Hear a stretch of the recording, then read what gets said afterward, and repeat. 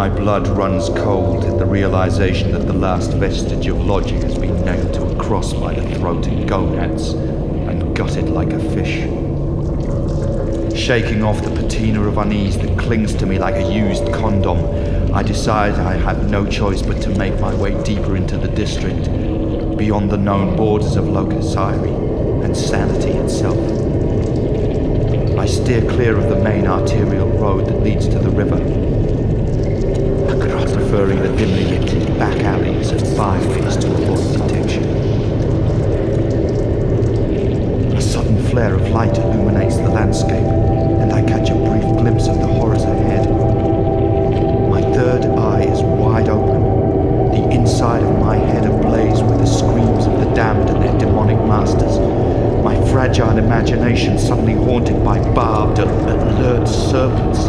My bloodstream poisoned by a flood of perversity and sacrificial slaughter.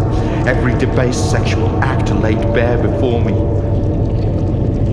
And just as suddenly as it came, the flame is blown out.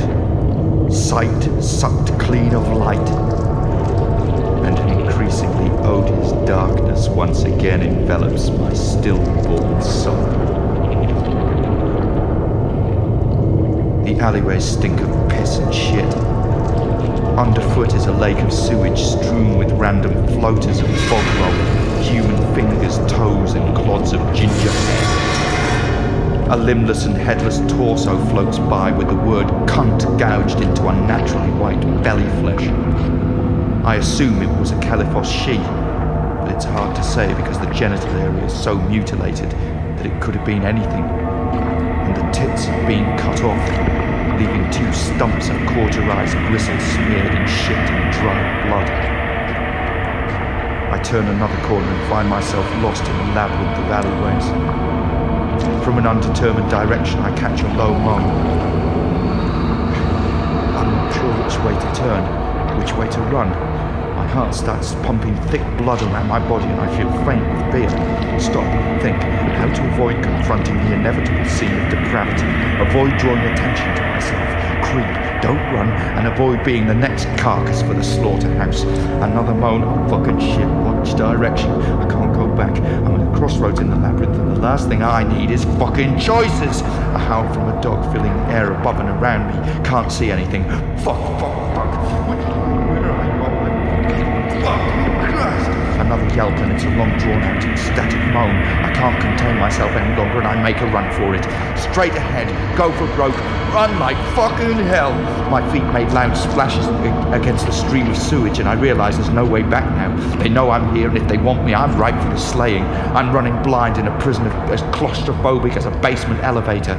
I hear the squeal of a kicked dog and I know the hunt is on. My legs feel as heavy as concrete slabs and my tongue burns the inside of my mouth. Keep going. I run towards a shape in the shadows up ahead. It's a Califos she sitting down in the dirt, her legs in the air smeared with what looks like black mud. Between her legs I see the arse end of a small boy, his peanut testicles and walnut pizzle in full view. Shrunken, yes, but still a vibrating rod despite the cold. When the boy hears my approach, his head turns sharply in my direction. But it's not the head of a boy that looks back at me. It's the pink head of a hairless bulldog with white eyeballs glazed with ecstasy, like a veiny, blind albino rat. Its lips and jaw are wet and slavery, and it's munching away at the Califos she's twat, splattered with dog food to entice the hybrid weird boy to eat out her pussy. The Califos she hurls a volley of abuse at me for disturbing her sex frenzy. What manner of perversity this is I haven't time to find out. I leap over the pair of them and keep running. The dog boy gives chase. With its sexual appetite virtually slaked, it's now ready for the chase. Ready for the fight, perhaps ready to try to munch on my dick. Coming to the end of the unlit passage, my way is blocked by a high iron mesh gate. Behind me the dog beast speeds towards me on all fours, snarling rabidly and striking the ground and is bound like a leopard on heat, no weapons to protect me.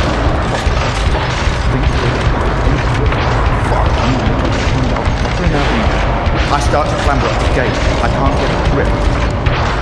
My feet are scream falling out of the holes.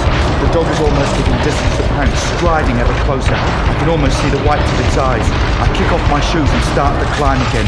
Success! I'm on my way. The dog boy lurches forward, but I'm out of reach, just above its head. I keep climbing. Cujo manks the gate after me. One more stretch and I'm on the top. I reach up with all my might, only to see two finger ends of my right hand flying off. For the briefest moment I simply watched, unable to comprehend what just occurred, and then, just as the shock subsides, a searing, unearthly pain. Tiny stub ends of the ring and little fingers.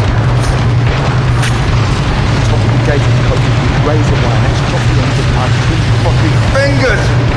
I drop from the gate and hit the ground with a thud. Dog boy, halfway up the gate, doesn't know which way to turn, but drops down on top of me. His teeth bared, going for the throat. I do likewise, and with my one good hand pressed down against his windpipe with all my might, bit slapping with the other, ignoring the piercingly numb pain. With each swing, a thin streak of blood splattered across his face and neck. The beast struggles beneath me, its teeth and jaws snapping ferociously. In the background, I see the calico sheep beating and half to save the sex toy. Dog boy is beaten down from lack of air and falls into unconsciousness. So I pick him up by one lug and swing him so hard at the calico sheep that his neck breaks on contact with the side of my face, almost knocking her off the feet. In my panic-driven, adrenaline state, I refer to punch a thing to the nose, which splattered against the face and neck.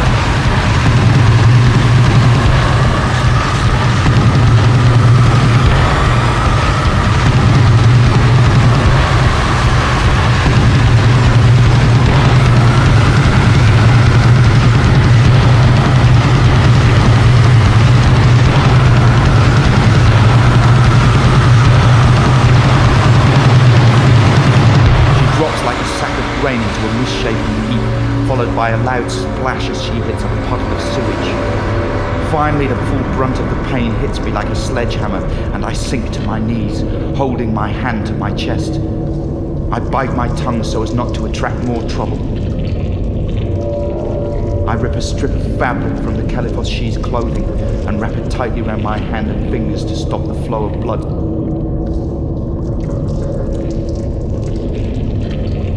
After a moment's rest, that's all I can afford in this hellhole.